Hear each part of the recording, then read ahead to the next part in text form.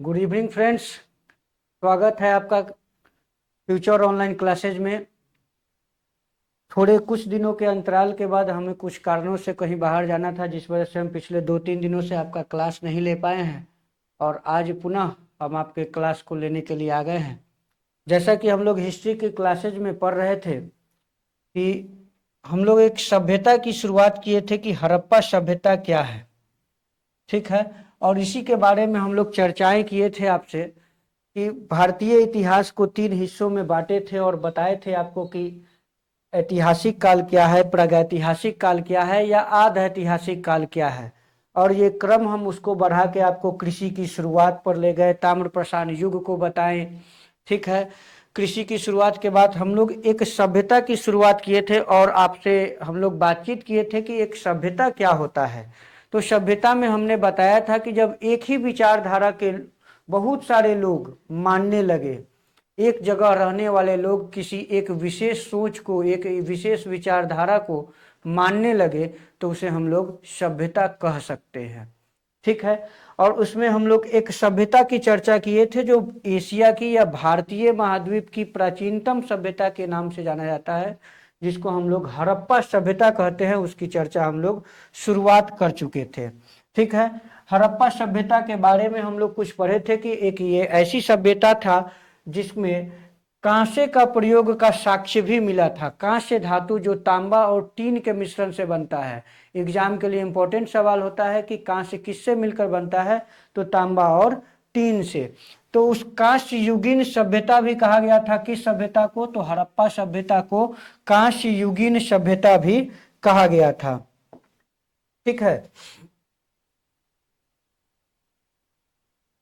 देखा जाए उसके बाद हम लोग पढ़े थे हड़प्पा सभ्यता के बारे में। कुछ आगे के पॉइंट में हम लोग किए थे कि एक हमारे यहाँ एएसआई का इस्टेब्लिशमेंट हुआ था, आर्कियोलॉजिकल सर्वे ऑफ इंडिया, जिसका इस्टेब्लिशमेंट 1899 से 1905 के बीच में हमारे जो वायसराय रहे थे उस समय के वायसराय लॉर्ड कर्जन ने एक विभाग की स्थापना की थी, भारतीय पुरातत्व विभाग, ठीक है। और उन्हीं के अनुशंसा पर जो है जॉन मार्शल की अध्यक्षता में राखल दास बनर्जी और दयाराम सहनी को भेजा गया था खुदाई करने के लिए, हड़प्पा नामक जगह की खुदाई करने के लिए, मतलब सिंधु घाटी के करीब में खुदाई करने के लिए भेजा गया, जहां पर उन्होंने एक नगर का अवशेष पाया जिस नगर को हड़प्पा सभ्यता का नाम दे दिया गया, ठीक है। ये क्लासेज हम लोग कर चुके हैं और अब आइए हम हड़प्पा सभ्यता की बेसिक शुरुआत करते हैं कि ये हड़प्पा सभ्यता में हम लोगों को दरअसल क्या क्या मिला था, ठीक है। तो हड़प्पा सभ्यता की यदि बात किया जाए तो सबसे खास बात क्या रहा था, तो हड़प्पा सभ्यता में एक 12 कक्षों का अन्नागार मिला था। तो हम लोग अब थोड़ा सा बात करते हैं कि ये जो हड़प्पा सभ्यता था उसकी खासियत क्या क्या रहा था, ठीक है।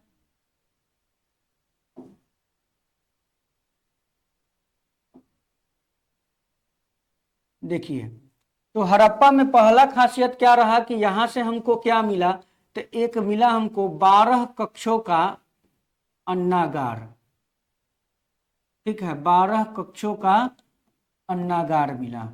अन्नागार क्या होता है, तो जहां पर अन्न रखा जाता है, अन्न मतलब अनाज रखा जाता है। तो एक 12 कक्षों का अन्नागार हड़प्पा से मिल गया हम लोगों को। और भी कुछ खास बातें होंगी, ठीक है। तो हड़प्पा सभ्यता से कृषि के साक्ष्य भी मिले थे और यहाँ हड़प्पा के लोग किस चीज की खेती करते थे, तो गेहूं के, हड़प्पा सभ्यता के लोग गेहूं और जौ के कृषि करते थे, ठीक है। साक्ष्यों में पाया गया है हड़प्पा सभ्यता में कि हड़प्पा सभ्यता के लोग जो है वो गेहूं और जौ के कृषि किया करते थे। इसके अलावे यहाँ से क्या मिला होगा, हड़प्पा सभ्यता से क्या मिला होगा, एक नटराज की मूर्ति मिली है, ठीक है। नटराज की मूर्ति, नटराज किसको कहते हैं, भगवान शंकर को कहते हैं, मतलब पशुपति नाथ। उस समय इनको पशुपति नाथ भी कहा जाता था। तो हड़प्पा से एक पशुपति नाथ की मूर्ति की भी प्राप्ति हुई है, ठीक है, ये हड़प्पा सभ्यता से मिलने वाले कुछ खास चीज रहा है जो हमको हड़प्पा सभ्यता से प्राप्त हुआ है। हड़प्पा सभ्यता से क्या कोई और भी चीज मिला है? तो एक शंख का बना बैल, शंख आप लोग जानते होंगे, शायद पूजा पाठ में यूज किए होंगे। ठीक है, तो ये भी एक खास चीज रहा कि वहां क्या मिला, शंख का बना बैल मिला। हड़प्पा सभ्यता से हम लोगों को क्या मिला, शंख का बना बैल। अब इस सभ्यता की एक दूसरी और महत्वपूर्ण स्थल क्या था, मोहनजोदड़ो। ठीक है, दूसरी और महत्वपूर्ण स्थल क्या रहा था हम लोगों को इस सभ्यता का? दूसरी और महत्वपूर्ण स्थल था हमारा मोहनजोदड़ो।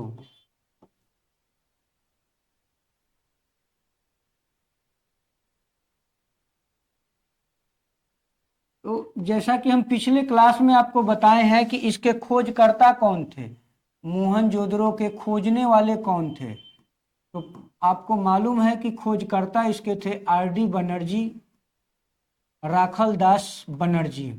ठीक है, मोहनजोदड़ो के खोजकर्ता का नाम क्या था, आर.डी. बनर्जी, राखल दास बनर्जी। और हड़प्पा की तरह यहां से क्या मिला था, एक स्नानागार, एक भव्य स्नानागार यहां से प्राप्त किया गया। ठीक है, सबसे ज्यादा इंपॉर्टेंट सवाल आता है कि विशाल स्नानागार कहाँ मिला, मोहनजोदड़ो से मिला। ठीक है, और मोहनजोदड़ो से नटराज की मूर्ति मिला, कांसे की बने नर्तकी की मूर्ति भी मिला।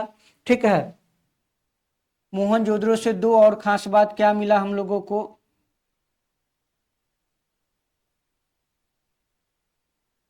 नटराज की मूर्ति मिल गया, नटराज की मूर्ति मिला, और क्या मिला?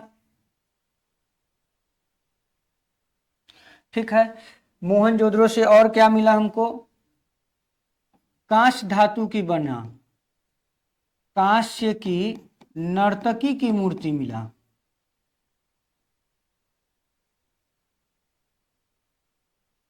ठीक है, कांस्य धातु की बना नर्तकी की मूर्ति मिला।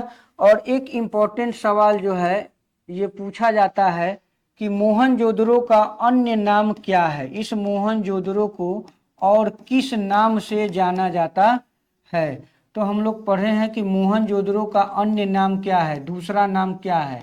ठीक है, तो मोहनजोदड़ो को हम लोग कहते हैं मृतकों का टीला। मोहनजोदड़ो को कहा जाता है मृतकों का टीला। ठीक है जी, तो मोहनजोदड़ो से सवाल आपसे पूछ सकता है कि किसे मृतकों का टीला कहा जाता है, तो आप उसका आंसर देंगे कि हम मृतकों का टीला जो है मोहनजोदड़ो को कहा जाता है। पूछ सकता है कि आपको स्नानागार कहाँ से मिला है, तो स्नानागार कहाँ से मिला हम लोगों को, मोहनजोदड़ो से। आपसे पूछे कि आपको अन्नागार कहाँ से मिला है, तो अन्नागार का जवाब आप देंगे कि हड़प्पा से मिला है। खोजकर्ता का नाम पूछा जाता है, मोहनजोदड़ो की खोज किसने की, तो आर.डी. बनर्जी। आर.डी. बनर्जी का पूरा पूरा नाम है राखल दास बनर्जी। दूसरा आपसे हो सकता है आपसे पूछे हड़प्पा सभ्यता की खोज किसने की, तो हड़प्पा सभ्यता की खोज दयाराम साहनी ने की। ठीक है, इन दोनों खोजकर्ताओं को आप चाहें सिंपली तो आप एक मूवी देखे होंगे, शायद आपको याद हो, हद कर दी आपने। ठीक है, एक मूवी का नाम है हद कर दी आपने। यहां से चाहे तो इन दोनों सभ्यताओं की खोजकर्ता का नाम आप याद रख सकते हैं। ठीक है, जैसे ह से क्या होता है, तो ह से हम लोग इस सभ्यता में हड़प्पा कहते हैं, और हड़प्पा के खोजकर्ता का नाम क्या है, तो दयाराम साहनी। ठीक है, हड़प्पा सभ्यता के खोजकर्ता का नाम है दयाराम साहनी। आप खोज का ईयर जानते हैं, मोहनजोदड़ो का खोज का ईयर क्या रहा था, 1922। और हड़प्पा के खोज का ईयर क्या रहा था, 1921। एक साल बाद, हड़प्पा के खोज होने के एक साल बाद हड़प्पा सभ्यता के दूसरे महत्वपूर्ण स्थलों की खोज हो गई। वो कौन सा था, तो मोहनजोदड़ो। ठीक है, अब मोहनजोदड़ो को मृतकों का टीला करते हैं, और हड़प्पा से एक इंपॉर्टेंट क्वेश्चन पूछता है कि भाई एक कब्रिस्तान मिला था जिसका नाम था R37। ठीक है, उस कब्रिस्तान का नाम था R37। दरअसल ये R37 क्या था, तो ये एक कब्रिस्तान था। ठीक है, अब कब्रिस्तान आप जानते हैं कि जहाँ पर जो है मृत डेड बॉडी को दफनाने का काम किया जाता है, तो उस कब्रिस्तान जो मिला तो उसका नाम रखा गया R37। इसके पीछे क्या कहानी था कि इसको R37 ही क्यों कहा गया? ठीक है, तो दरअसल इस कंकाल में जो है, इस कब्रिस्तान में जो है 57 कंकाल मिले। कितना कंकाल मिला? 57 कंकाल मिले।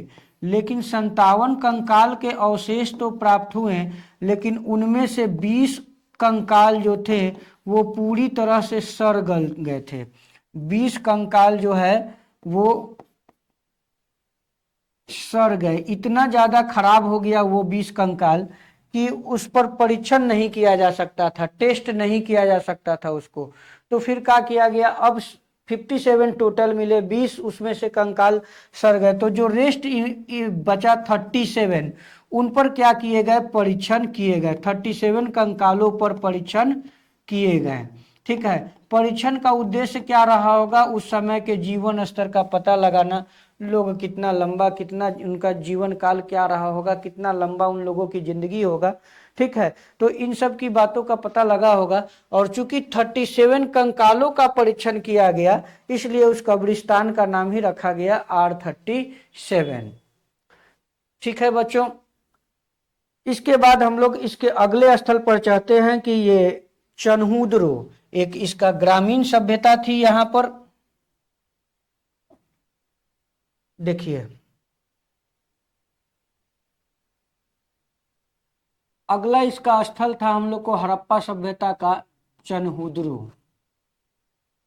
ठीक है, और यह हड़प्पा सभ्यता की एकमात्र स्थल ऐसा था जहां पर ग्रामीण झलक लोगों को मिला। ठीक है, मतलब हड़प्पा सभ्यता तो ऐसे वो नगरीय सभ्यता कहा जाता है कि हड़प्पा सभ्यता क्या है, तो नगरीय सभ्यता है। लेकिन उस नगरीय सभ्यता में अर्थात उस हड़प्पा सभ्यता में एक ग्रामीण कल्चर कहाँ से मिला? तो चनहूदरो से मिला।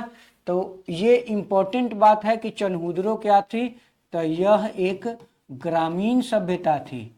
चनहूदरो क्या थी बाबू? तो यह एक ग्रामीण सभ्यता थी। ठीक है, सबसे खास बात रहा चनहूदरो का कि यह ग्रामीण है। क्यों खास रहा? क्योंकि हड़प्पा एक नगरीय सभ्यता थी, उस नगरीय सभ्यता में एक गांव का मिलना लोगों के लिए खास बात हो गया। दूसरी, चनहूदरो से हम लोगों को क्या मिला?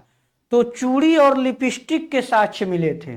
ठीक है, आप सोच सकते हैं कि हड़प्पा सभ्यता कितनी पुरानी सभ्यता है, और उस समय भी लोगों को चूड़ी और लिपस्टिक का साक्ष्य वहां से प्राप्त हुए थे। चूड़ी एवं लिपस्टिक के साक्ष्य मिले थे। ठीक है, हड़प्पा सभ्यता से क्या मिले? चनहूदरो से क्या मिला? चूड़ी और लिपस्टिक के साक्ष्य भी प्राप्त हुए। ठीक है, तो चनहूदरो का खास बात क्या हो गया? चनहूदरो एक ग्रामीण सभ्यता तो थी। ठीक है, ग्रामीण सभ्यता के साथ यहाँ पर क्या मिले? चूड़ी और लिपस्टिक के साक्ष्य मिले, और एक मुहर की प्राप्ति यहीं से हुई थी। चनहूदरो से ही एक क्या हुआ? मुहर मिला। मुहर आप जानते हैं, जैसे आप कोई फॉर्म वगैरह या प्रिंसिपल से कुछ सिग्नेचर कराने गए हैं तो वो आपको एक स्टैंप लगाया होगा आपके पेपर पर, तो वो मुहर मिले थे। ठीक है, मोहर के साक्ष्य पाए गए चनहूदरो से। अब ये मोहर के साक्ष्य तो मिले, लेकिन ये मोहर किस आकृति का था? इसका आकार कैसा था? इस मोहर का आकृति कैसा था? तो आप कहेंगे सर कि मोहर का आकृति कैसा था? तो बेलनाकार था। मोहर का आकृति कैसा था? बेलनाकार। तो चनहूदरो से हम लोगों को क्या इंपॉर्टेंट रहा बच्चों? तो चनहूदरो से इंपॉर्टेंट रहा कि यह एक ग्रामीण सभ्यता थी। ठीक है, उसके बाद दूसरी बात क्या इंपॉर्टेंट रहा कि यहाँ पर चूड़ी और लिपस्टिक के साक्ष्य मिले, मोहर के साक्ष्य मिले। और मोहर किस तरह का साक्ष्य मिला? तो एक बेलनाकार मोहर मिला, मतलब एक बेलन के आकृति की। आप बेलन जानते होंगे संभवतः, इस तरह का, इस शेप का एक मोहर जो है हम लोगों को प्राप्त हुआ। कहां से? चनहूदरो से। ठीक है, इसके बाद हम लोग बढ़ते हैं अगली स्थल की ओर, लोथल। ठीक है, अगला स्थल क्या है हमारा? लोथल। हड़प्पा सभ्यता की एक और इंपॉर्टेंट जगह जो है वो क्या है? लोथल। ठीक है। एक और इम्पोर्टेंट जगह क्या है, लोथल। और यह क्यों फेमस था, तो यह हड़प्पा सभ्यता की, हड़प्पा सभ्यता की एक बंदरगाह थी, एक बंदरगाह नगर थी। ठीक है। लोथल क्या था भाई, तो लोथल हड़प्पा सभ्यता की एक बंदरगाह था। बंदरगाह आप जानते होंगे कि जहां पर जो है जहाजी बेड़ा रुका करता है, जहां पर बड़े बड़े जहाज रुका करते थे। ठीक है। उसके बाद यहां से फारस की मुहर मिला है और चावल के साक्ष्य में पाए गए हैं। दो इंपॉर्टेंट बात और है, लोथल से क्या मिला है हम लोगों को, फारस की मुहर मिला है, फारस की मुहर। और कुछ मिला है, तो यहां से चावल के साक्ष्य पाए गए। ठीक है, चावल की साक्ष्य पाए गए। तो ये रहा लोथल के बारे में कुछ खास जानकारी कि लोथल जो था हड़प्पा सभ्यता की एक वो बंदरगाह शहर था जहां पर जहाज रुका करता था। लोथल से फारस की मुहर मिला, चावल के साक्ष्य मिले। ठीक है। और यहीं पर एक मम्मी के साक्ष्य मिले। अब आपसे सवाल होगा बच्चों कि ये मम्मी क्या है, मम्मी के साक्ष्य मिले थे। ठीक है। तो अब क्वेश्चन आपके मन में हुई ये मम्मी क्या है भाई, क्या आप अपने घर में आप जिसको मम्मी मम्मी कहते हैं वो मिले थे। ठीक है। तो ऐसी बात नहीं है। दरअसल मम्मी क्या होता था उस समय, मृत जो बॉडी होता था, डेड बॉडी, मृतकों के जो शरीर होता था, मृतकों के शरीर को एक विशेष लेप के द्वारा मृतकों के शरीर को लेप चढ़ाया जाता था। लेप चढ़ाकर लंबे समय तक सुरक्षित रखा जाता था, लंबे समय तक सुरक्षित रखने की प्रक्रिया थी।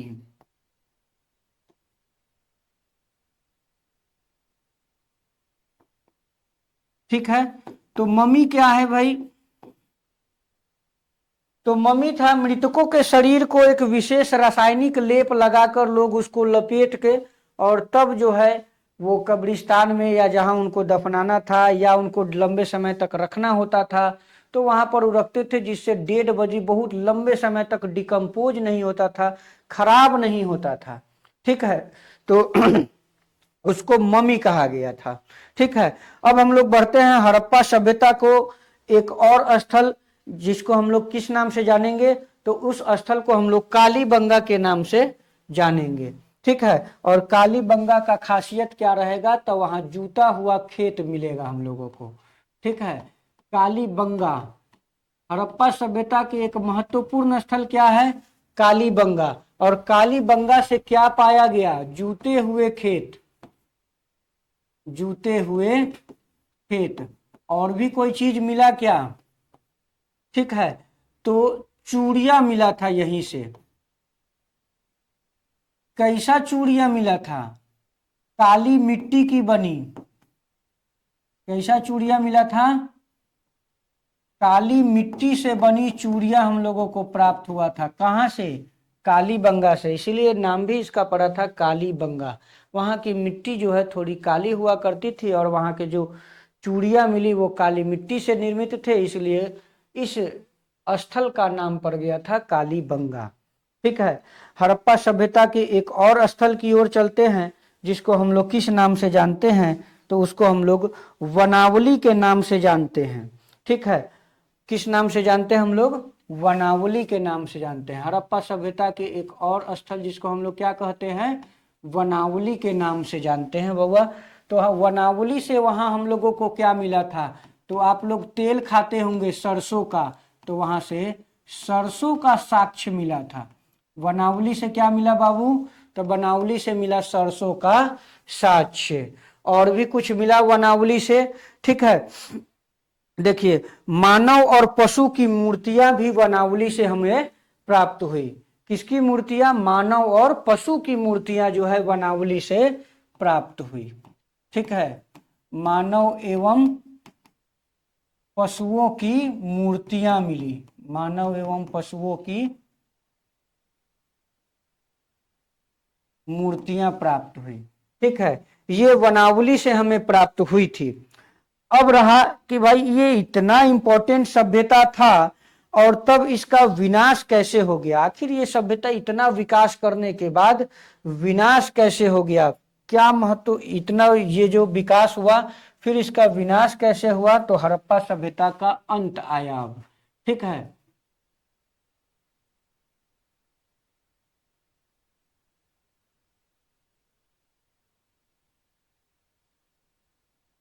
देखिए अब है कि इस हड़प्पा सभ्यता का पतन कैसे हुआ, हड़प्पा सभ्यता का पतन। ठीक है, तो इसके बहुत सारे कारण बताए गए। पहला और मुख्य कारण बताया गया कि बाढ़ है। ठीक है, आप एक फिल्म मूवी आई होगी, आप शायद देखे होंगे, मोहनजोदारो करके। ठीक है, मोहनजोदारो मूवी आई, उस मूवी में भी यह बात दिखाया गया कि हड़प्पा सभ्यता का पतन कैसे हुआ। तो उन्होंने बताया उसमें कि हड़प्पा सभ्यता में एक समय बहुत बड़ी बाढ़ आ गई जिस वजह से पूरी सभ्यता का विनाश हो गया। ठीक है, लेकिन लेकिन इसका कोई लिखित प्रमाण नहीं है कि सभ्यता का विकास का एक्चुअल कारण बाढ़ ही है, ऐसा कोई प्रमाण नहीं है, लिखित प्रमाण नहीं है। लोगों का ऐसा मानना है, कुछ इतिहासकारों का मानना है कि नहीं, कोई भयंकर बीमारी फैल गया। ठीक है, बीमारी के वजह से ही पूरी की पूरी सभ्यता का अंत हो गया।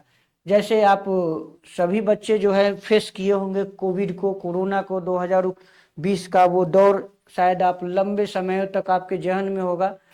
तो ऐसा ही कुछ बीमारी शायद उस समय फैल गया और सभी लोग मारे गए जिससे इस सभ्यता का विनाश हो गया, ऐसा कुछ इतिहासकार मानते हैं। और तीसरा कारण लोग इस सभ्यता का विनाश का मानता है, वो क्या मानता है बाबू, तो वो आग को मानता है कि कहीं ऐसा आग लगी हो गई जिस वजह से पूरी सभ्यता ही जलकर बर्बाद हो गए, तो वो आग लोग माना गया।